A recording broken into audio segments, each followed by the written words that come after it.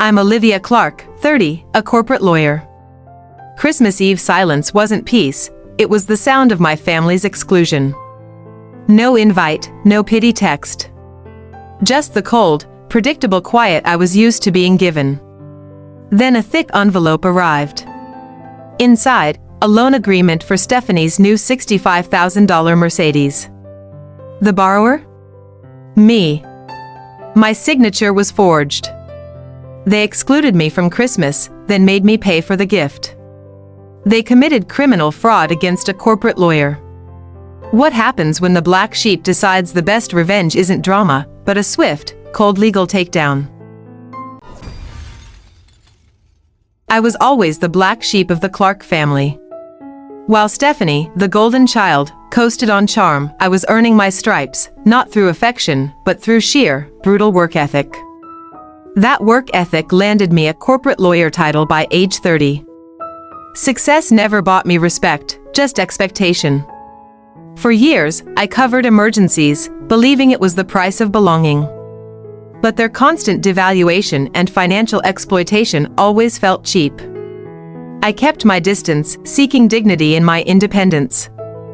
I thought I knew the limits of their disrespect. But how do you react when the family you tried to save commits an outright felony against you? My sister, Stephanie, was the son. The golden child who could do no wrong. She received the attention, the praise, and the unchecked financial bailouts. Her senior sales representative title was merely a prop. Mom and Dad were her true, limitless bank account. Their favoritism wasn't just about love, it was a transaction. Stephanie gave them validation and compliance. I gave them success and boundaries. Guess which one they valued more? I became the one expected to fix problems, never the one celebrated for solving them. Being the black sheep meant being perpetually available for debt consolidation, but never for Christmas dinner. That was my role. I observed this dynamic coldly, legally, treating their behavior like a flawed contract that was finally ready to be breached. They taught me everything I know about contracts and consequences. Now that they've signed a $65,000 criminal one for me, how do you think a corporate lawyer writes the final termination clause?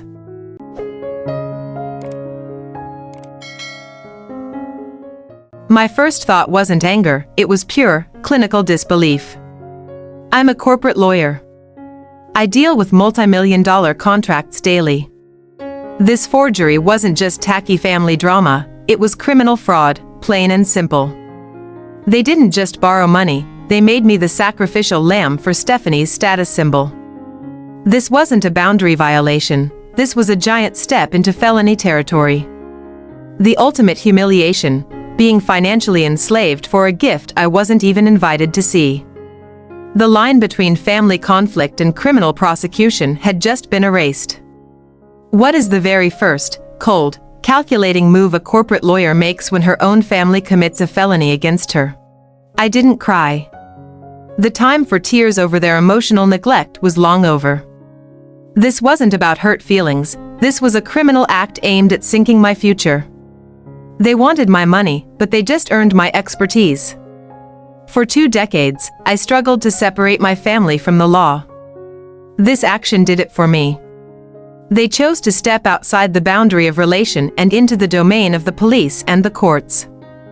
I wouldn't be saving them this time, I'd be enforcing justice. As a lawyer, the first rule is detachment. I filed the emotional paperwork years ago. Now, it was time for the real one. My corporate mind switched on, identify the violation, gather the evidence, and initiate the maximum legal pressure. The case was simple, forgery. But the consequences would be catastrophic. What's the first official document I filed that ensured Stephanie's luxury car would be taken away before the New Year's countdown? I looked at the forged signature and saw not my sister's deceit, but a critical error in execution. Emotionally, they expected me to clean up their mess, as usual. Legally? They had delivered the perfect grounds for an undisputed win. This wasn't revenge fueled by anger. This was an opportunity to enforce the boundaries I had preached for years. They tried to take my financial control, I would take their legal standing. They had zero leverage. I held all the documented power. The fastest way to solve this? Don't contact them. Contact the bank's fraud department and file a police report immediately. Attack the weakest link, Stephanie's illegal possession of the asset.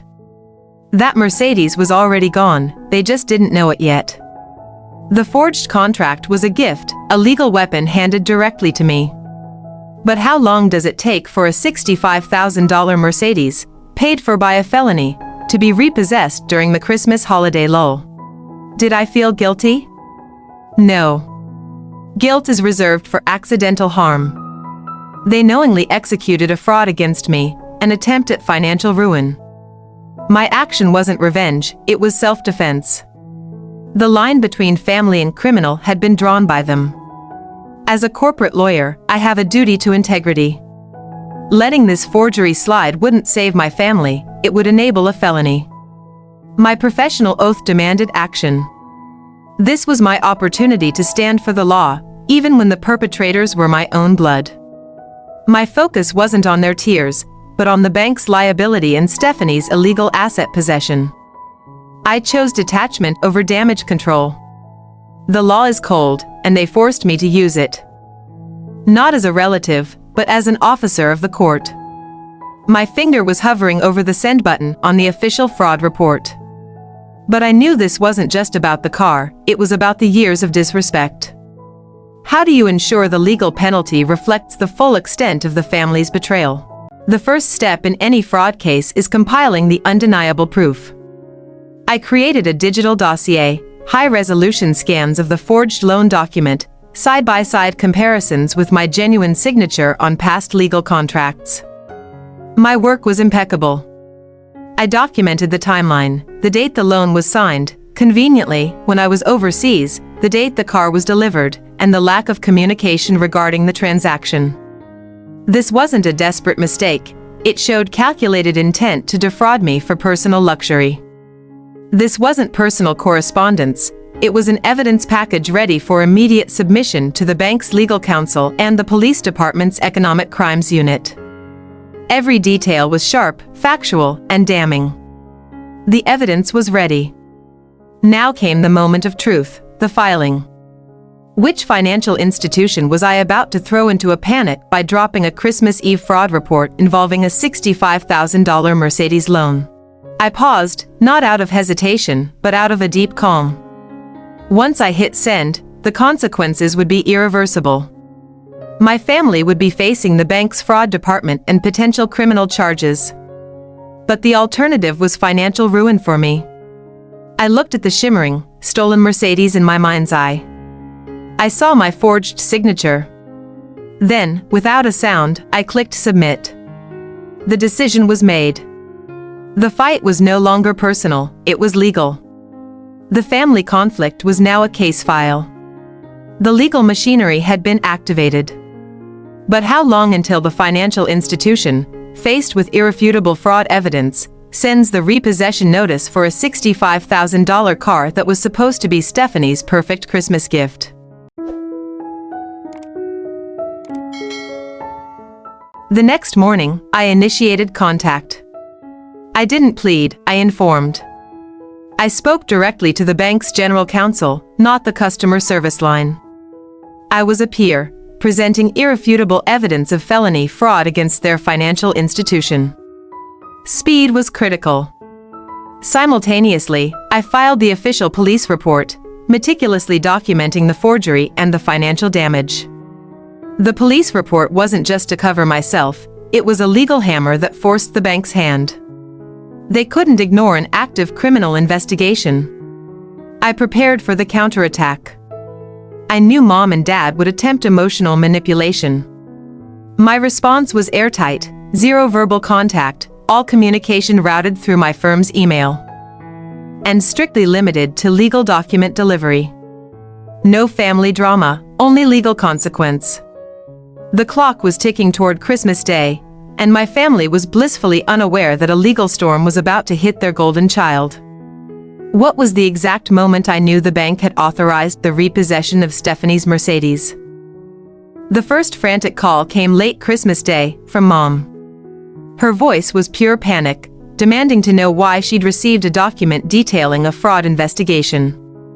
They finally understood. I wasn't cleaning up the mess, I was reporting the crime. Dad quickly joined in with the emotional terrorism. Olivia, you've ruined your sister's life. You're destroying this family. The classic guilt trip. They never mentioned the forgery. Just the consequences to them. The hypocrisy was astounding. I never took the call. My only response was an automated email from my work address, attaching the formal legal notice of fraud and forgery, and the police report reference number. Silence is a lawyer's sharpest weapon. They got legal facts, not emotional fuel. They chose to send me a bill for Christmas. I chose to send them a formal fraud notice. But how does the bank actually retrieve a brand new Mercedes that the golden child is trying desperately to hide? The holidays crawled by. My part was done, but the legal machine moves slowly. I was waiting for the bank to finalize their fraud review, the moment the hammer would drop on Stephanie. It wasn't about patience, it was about controlled anxiety, anticipating the inevitable. Given the clear evidence of forgery and the loan size, I knew the bank would act fast to mitigate liability. Repossession was guaranteed. I mentally walked through the logistics, the tow truck arriving at Stephanie's apartment, the note left on the door, the sheer public humiliation. Stephanie's reputation was tied to that Mercedes. Losing it wouldn't just mean losing transportation, it meant losing face, losing her sales credibility. And losing her fiancé, who valued status above all. My action guaranteed a domino collapse, satisfying the strategic part of my brain. I had calculated the legal impact, but the emotional blast radius was much wider. Who was the first person to call me, not to apologize, but to scream about the tow truck? The bank's legal team, faced with undeniable fraud, acted exactly as predicted. They couldn't risk the liability. The fraudulent loan was voided, my name cleared, and a repossession order was immediately executed. All within days of New Year's, maximizing the public effect. Stephanie was hosting her New Year's brunch. The party was in full swing when the tow truck arrived for the brand new Mercedes parked right out front. I didn't need to be there, the sound of the tow winch doing its job was a mental symphony. Losing the car was bad enough, but having it towed publicly shattered the carefully constructed facade of the golden child. The fiancé, the friends, they all saw the legal consequence of Stephanie's privilege. The police were even called, confirming the fraud allegation. My job was to clear my name and enforce the law. I did both. The $65,000 problem was legally neutralized. I felt a cold, deep satisfaction, not just because I won, but because I finally forced them to face a consequence they couldn't bribe or cry their way out of. The car was gone. But the emotional fallout was just beginning. What was the exact, screaming phrase my father used when he realized the law doesn't care about family feelings?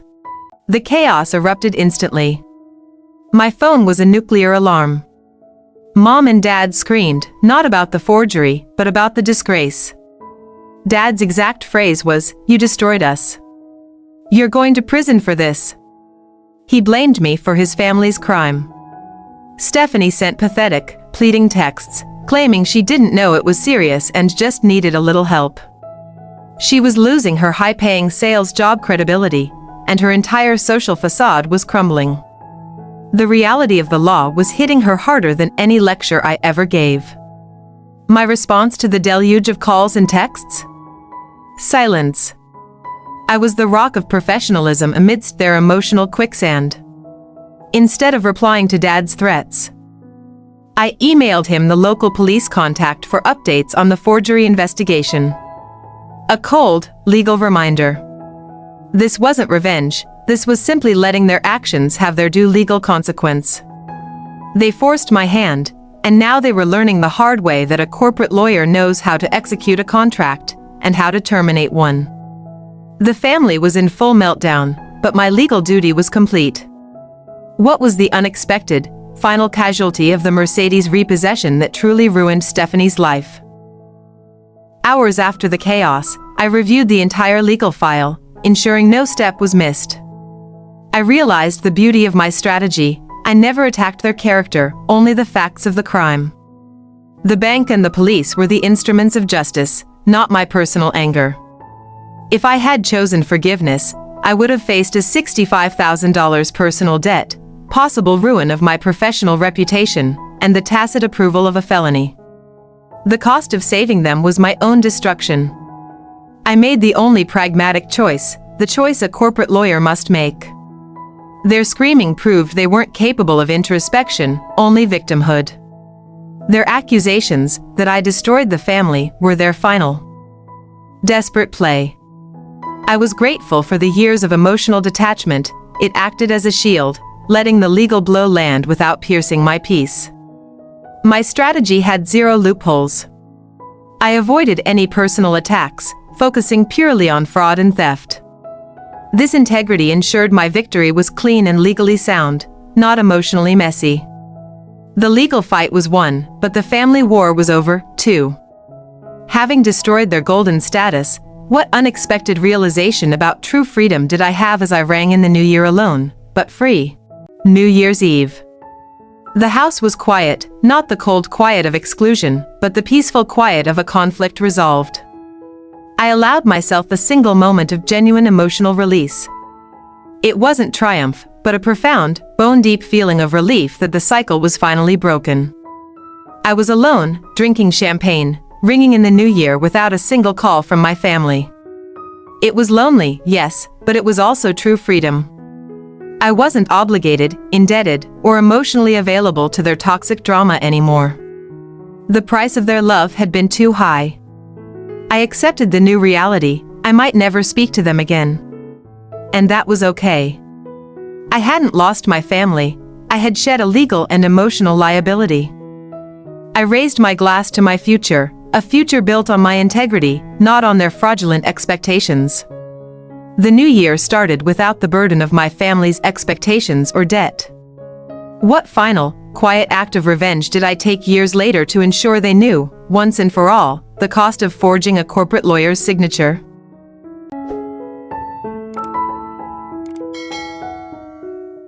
The bank's internal investigation confirmed the forgery. They cleared my name, but the matter didn't end there. Because a felony was committed, they pursued the original crime. Stephanie and my parents were now officially subjects of a police fraud investigation. The $65,000 loan, though voided in my name, became a massive unrecovered loss for the bank, directly traceable to Stephanie's intent. Her credit score didn't just drop, it imploded. Her ability to secure any future loan, a mortgage, car, even a business credit card, was ruined for years. The humiliation spread quickly. A senior sales representative with a destroyed credit score and an ongoing fraud investigation? Her professional reputation vanished overnight. The fiancé, who was a stickler for appearances, walked away immediately. The consequence was total, financial, professional, and social. They sought to steal a $65,000 car. They paid with their entire future stability. I did not send them to jail. I simply ensured the legal system treated them as criminals who committed felony fraud. They finally got the consequence they earned. The Clark family lost everything they valued: status, money, and appearances. But years later, what did they do when they needed another financial bailout, proving they learned absolutely nothing? The calls shifted from panicked pleas to venomous accusations. They needed a villain, and I was the obvious choice. They never apologized for the forgery, they only attacked me for the consequence. "You're heartless. You put your sister's livelihood at risk." Stephanie's message was the most revealing. She saw herself as the victim of my betrayal, not the perpetrator of a crime. She wept about her ruined engagement and her lost status. She begged me to call the bank and say it was a mistake. Zero accountability. My distance was complete. I viewed their messages not as family communication, but as attempts at coercion, or simply, data. I had established a legal wall, and nothing they threw, not tears, nor threats, could breach my professional boundary. The emotional well was dry. This wasn't just the end of the conflict, it was the end of the family unit as I had known it. They chose status over integrity, and that choice had permanent consequences. The relationship was irreparable, and I accepted that fact with profound calm. The phone was silent, and the new year was truly mine. But the final, quiet echo of this revenge came years later. What was the single thing they couldn't replace that truly solidified their loss? People call this revenge. But revenge is fueled by emotion and seeks to inflict pain. My actions were driven by logic and sought to enforce order. I didn't want them hurt, I wanted the legal system to apply the rules they brazenly violated. The difference is crucial. They suffered not because I personally punished them, but because their actions had intrinsic, legal consequences. The loss of the car and the credit rating damage was the law's penalty for fraud, not Olivia's retribution for a slight. The law is objective. It doesn't ask if the perpetrator is your sister or your mother. It asks if a crime was committed. By viewing the situation through a purely professional lens, I ensured the outcome was fair, dispassionate, and, most importantly, final. This entire episode was the ultimate boundary setting. I used the power of my own career to protect my integrity from the very people who sought to exploit it. It was a victory for the rule of law within my own life. I achieved peace, but what was the final, devastating piece of news I received months later that proved my family's financial destruction was complete and self-inflicted? The legal consequences were finished, but the new boundary protocol was permanent. Any further contact attempts, phone calls, letters, or unexpected visits were met with the same response: silence and the formal reminder of the existing police report reference number. I deleted all their contact information and archived their toxic emails. I reclaimed my mental and physical space. My apartment, once a retreat from their drama, became a fortress against it. My life was finally, unequivocally, and beautifully mine. The most empowering realization was the finality of my no. When they asked me to save them, I chose myself. When they tried to make me feel guilty, I chose the law.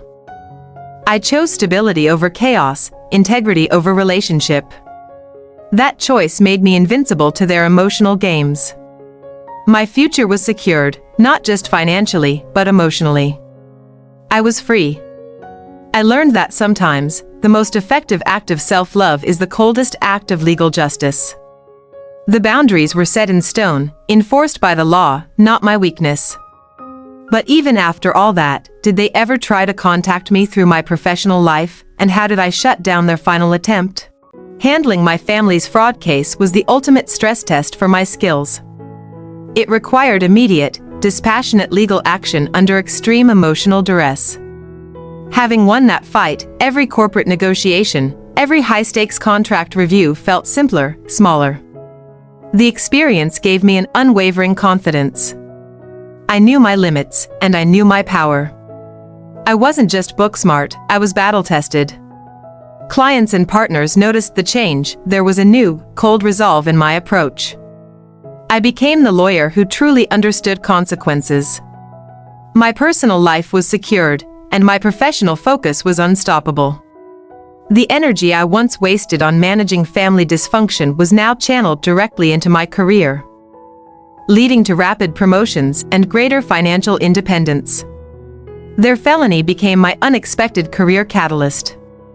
My integrity was not compromised, it was hardened.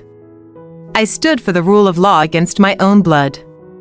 That moral clarity became the foundation of my success. My career soared, but the family's financial ruin deepened. Years later, how did they try to use my professional success against me in a desperate, final attempt to reconnect? And what was my perfect, one-sentence reply?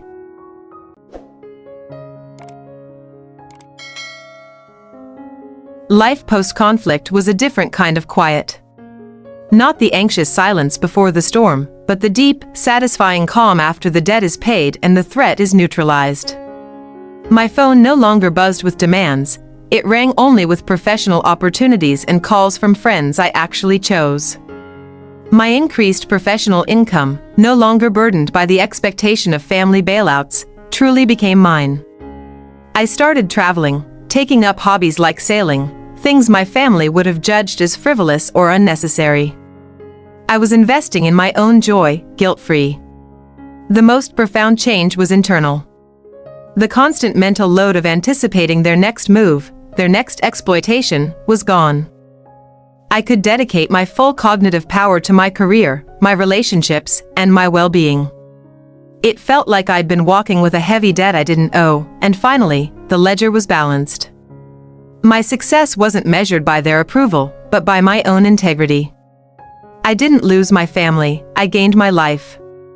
That Mercedes repossession wasn't an act of revenge, it was the purchase price of my absolute, unconditional freedom. Years passed. My life was flawless. But one day, an envelope arrived.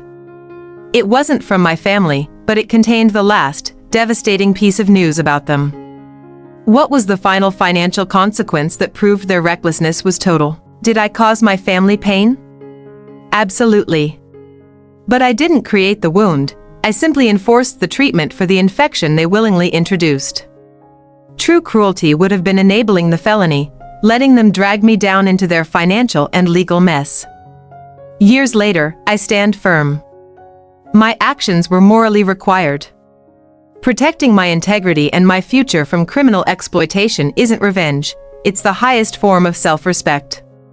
They forced me to choose between the law and loyalty. I chose the law, and in doing so, I saved myself. The peace I now feel is the proof of the rightness of my decision. There are no lingering resentments, just the vast, quiet space of a clean break. The only thing I feel is gratitude, that I had the professional skill and emotional strength to execute the perfect defense.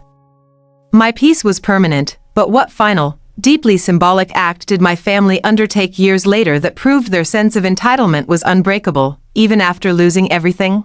The energy drain from the family drama was replaced by professional focus. Within 2 years, I made senior counsel. Every promotion felt like a validation, a tangible reward for choosing integrity over forced family loyalty.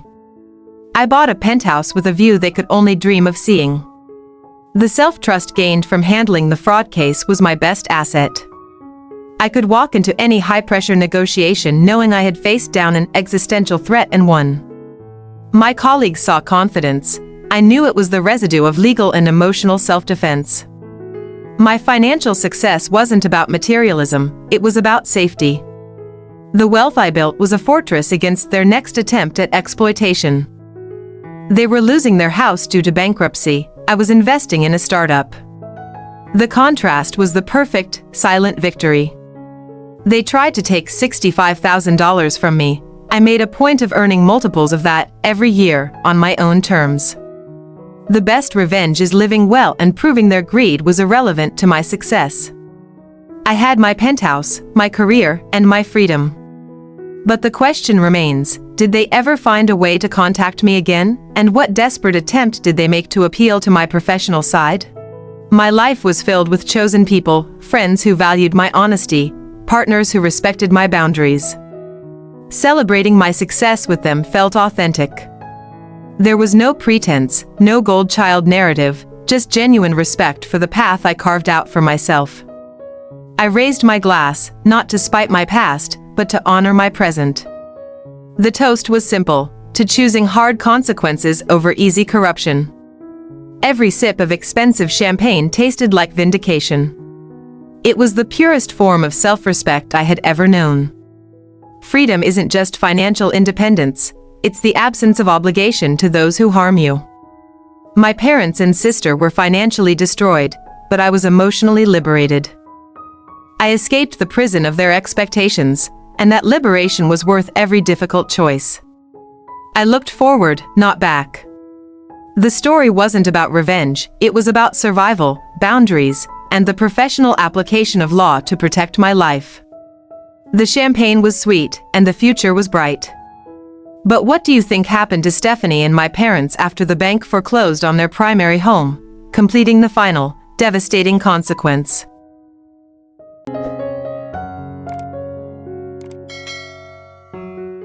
Enough time has passed now.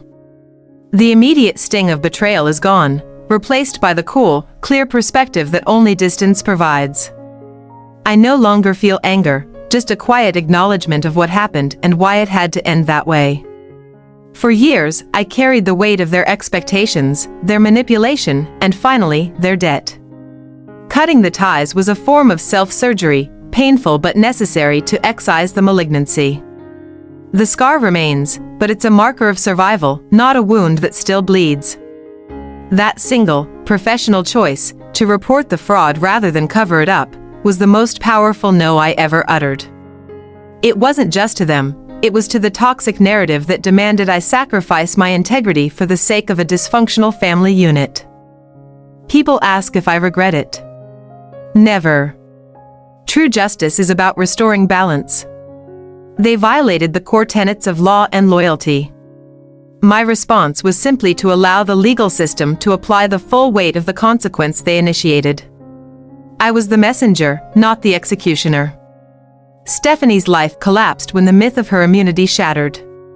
That Mercedes was her status symbol, and losing it publicly exposed the lie beneath the luxury. The law doesn't care if you're the favorite child, it only cares about the forgery signature. The wealth I've built is a shield. It ensures I never have to trade my principles for cash. That is the greatest victory. They were trapped by their desire for quick, dishonest money. I was freed by my commitment to slow, honest accumulation. Success isn't measured by the size of the house or the title, but by the integrity of the foundations they are built upon. My foundation is solid, legally and morally. Theirs was built on forged paper. The structures they built were always destined to fall. I have found forgiveness, not for them, but for myself. Forgiveness for believing, for so long, that I was responsible for their happiness and their bad choices. Once I forgave myself, I realized I had earned my peace. The chapter is closed. The book is titled Integrity. This story isn't a blueprint for revenge, it's a blueprint for boundary setting and the defense of one's professional and personal self against financial and emotional exploitation. My peace is permanent, and my future is self-made. But before we wrap up, what final, deeply symbolic object did my family send me years later, after they lost everything, proving they still hadn't learned the lesson? I didn't share this story for catharsis or validation. I shared it as a case study. Many of you are dealing with similar toxic dynamics. Here are the 5 professional and personal lessons I learned that saved my career and my life. Lesson 1: Never manage conflict verbally. Document everything. When dealing with family or friends who violate trust, your words are useless. Only clear, time-stamped, unassailable evidence, the bank emails, the police report, matters in the end. Lesson 2: Boundaries aren't passive requests, they are enforceable legal and emotional contracts. My first mistake was allowing blurred lines. My final act was enforcing my boundaries with the full, cold power of corporate law. Make your no a consequence, not a plea. Lesson 3: Your integrity is your most valuable asset, professionally and personally. My family asked me to commit fraud to cover their crime. My entire career rests on my reputation. Never sacrifice your long-term moral foundation for a short-term emotional reprieve. Lesson 4: Confront the worst-case scenario immediately. Don't postpone pain. The longer you enable toxic behavior, the deeper the debt and the harder the break. Once I accepted the total loss of my family relationship, the legal process became simple and clean. Lesson 5: The price of toxic loyalty is often your self-destruction. If a relationship demands that you violate your core ethics or risk financial ruin, it is not love. It is exploitation. And exploitation must be met with strategic, dispassionate defense. I know how terrifying it is to be the family outlier, the one who says enough. But trust your professional skills. Trust your gut. The loneliness you feel while setting boundaries is far less destructive than the chaos you endure by keeping the peace. My chosen circle, my friends, my colleagues, my partners, is now my true family.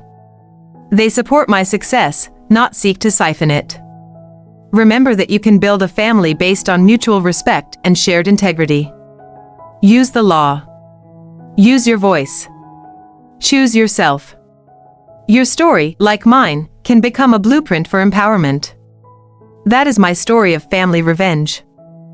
Or rather, family self-defense. If you have faced a similar situation, what was the one defining piece of evidence that finally set you free?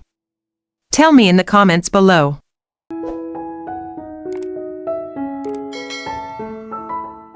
I didn't share this story for catharsis or validation. I shared it as a case study. Many of you are dealing with similar toxic dynamics. Here are the 5 professional and personal lessons I learned that saved my career and my life. Lesson 1. Never manage conflict verbally. Document everything. When dealing with family or friends who violate trust, your words are useless. Only clear, time-stamped, unassailable evidence, the bank emails, the police report, matters in the end. Lesson 2. Boundaries aren't passive requests, they are enforceable legal and emotional contracts. My first mistake was allowing blurred lines. My final act was enforcing my boundaries with the full, cold power of corporate law. Make your no a consequence, not a plea.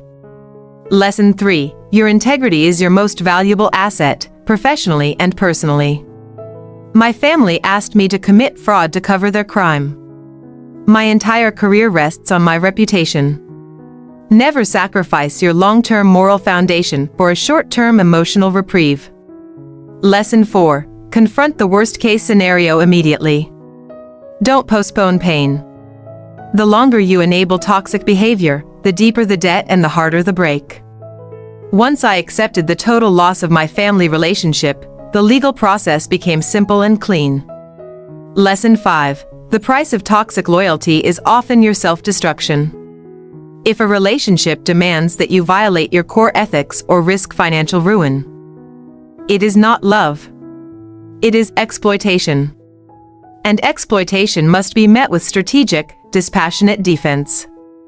I know how terrifying it is to be the family outlier, the one who says enough. But trust your professional skills. Trust your gut. The loneliness you feel while setting boundaries is far less destructive than the chaos you endure by keeping the peace. My chosen circle, my friends, my colleagues, my partners, is now my true family. They support my success, not seek to siphon it. Remember that you can build a family based on mutual respect and shared integrity. Use the law. Use your voice. Choose yourself. Your story, like mine, can become a blueprint for empowerment. That is my story of family revenge. Or rather, family self-defense. If you have faced a similar situation, what was the one defining piece of evidence that finally set you free? Tell me in the comments below.